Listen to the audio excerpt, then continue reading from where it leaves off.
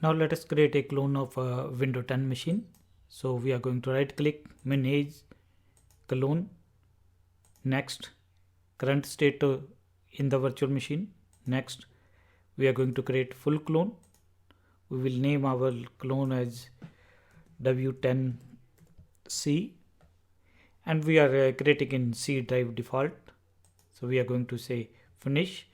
Again, it is going to take between 2 to 5 minutes, so we will wait it to finish. So in our case, first we install that 2016 server, we created the clone, and now we have installed the Windows 10 also, and we are creating the clone.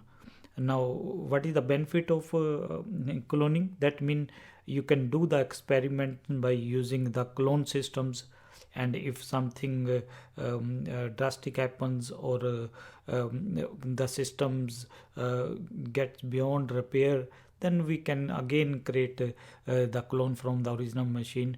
And the another benefit is when we are creating the clone, it takes hardly 2 to 5 minutes, but when we are installing the virtual machines from the beginning, the time is between 15 to 35 minutes. So these are the various advantages. So in our case, we are creating the clone. It is going to take time, so we will wait for that. So it is taking time. So in our case, when we have created the clone, we will close the that clone machine.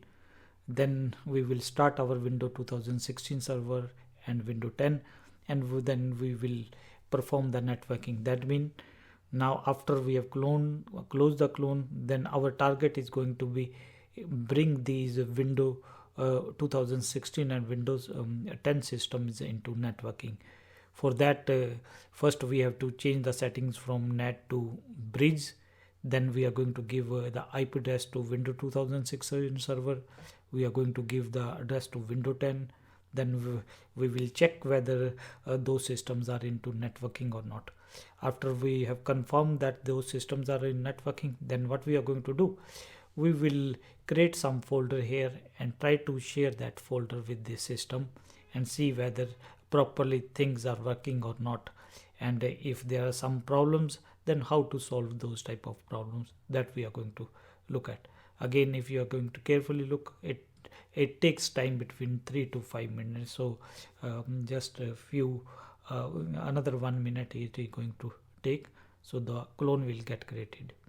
So in our case, we will be keeping the clone for some other things. So in my case, for networking purpose, I will be using this Windows 2016 2016 machine and Windows 10 original machine.